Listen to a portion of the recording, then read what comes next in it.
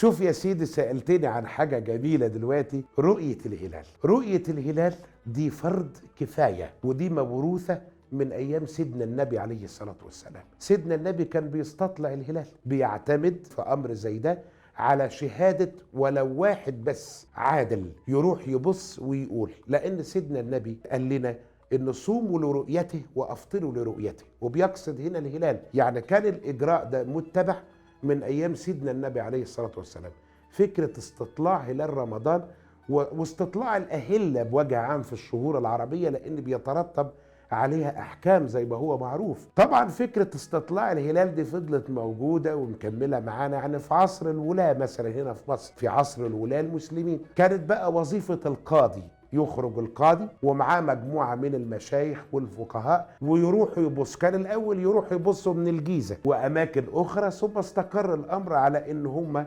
يروحوا يستطلعوا الهلال من المقطب. وحتى كان في دكة عند سفح جبل المقطب يقعدوا عليها اسمها دكة القضاة، وهم بيتفرجوا ويبصوا ويشوفوا، عايزين يتأكدوا من ظهور هلال رمضان.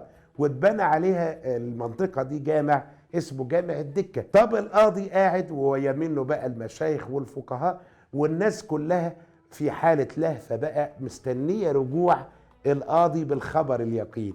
أصحاب الحوانيت يعني المحلات وكله قاعد مستني، إن لقوا القاضي راجع ومولع بقى الفوانيس، كانت الدنيا بقى بتبقى ليل ساعتها، يبقى رمضان بكرة، ده الخبر اليقين كانت جاء، والناس تفرح وتنبسط. وفضلت المسألة ماشية على هذا النحو لغاية لما نيجي نوصل في مصر مثلا للعصر الفاطمي. الفاطميين أبطلوا هذه العادة، يعني اللهم إلا في زمن الحاكم بأمر الله كان بيسمح لمن يريد استطلاع الهلال أن يستطلع، لكن الفاطميين كانوا بيحسبوها فلكي. وعايزين برضو في حتة الحساب الفلكي أقول حقيقة مهمة مرت عليا في كتاب القزويني الشهير، الكتاب اللي سماه عجائب المخلوقات وغرائب الموجودات. قال حتة جميلة قوي نقلا عن جعفر الصادق، بيقول إنك لو عايز تحسب الأول من رمضان في أي سنة تعمل حاجة بسيطة قوي، تشوف 5 رمضان في السنة اللي انت فيها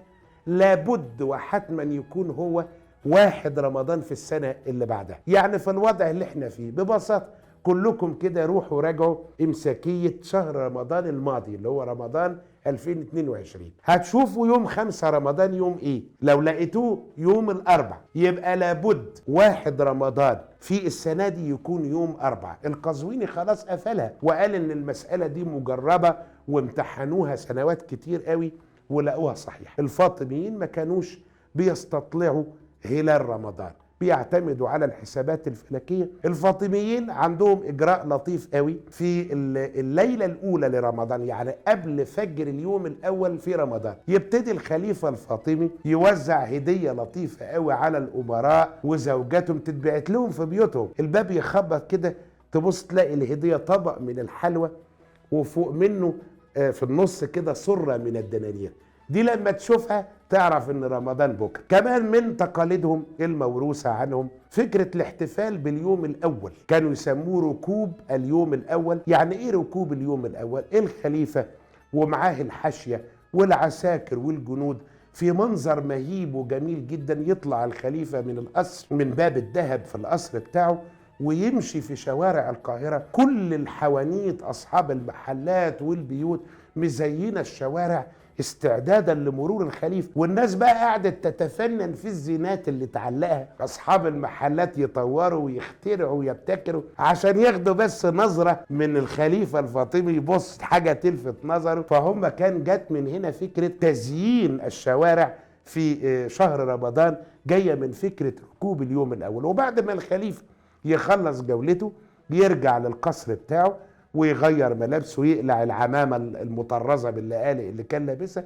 ويلبس هدوم تانية ويروح يطلع القرافة يقرأ الفاتحة لآبائه وأجداده، ثم يعود إلى القصر منتظرا بقى إفطار اليوم الأول. وكان الفاطميين معروف عنهم البزخ يمد صماط يعني إيه مائدة كبيرة من الطعام احتفالا بقى بالشهر الفضيل. ودي العادات اللي فضلت موجودة معانا لحد دلوقتي، الزينة وموائد الطعام، كل ده موروث عن الفاطميين وفضل موجود معانا لحد دلوقتي. بعد نهاية الدولة الفاطمية طبعا بقى جت الدولة الأيوبية والمملوكية وصولا الحكم العثماني، والعصر اللي احنا فيه بقت بقى من مهمات مفتي الديار المصرية مسألة استطلاع الهلال، وإلى الآن طبعا مفتي الديار المصرية بيقوم بهذا الدور حتى هذه اللحظة، وبيستطلعوا هلال رمضان. وبس يا سيدي، هي دي كل الحكاية، وكل سنة وانتم طيبين.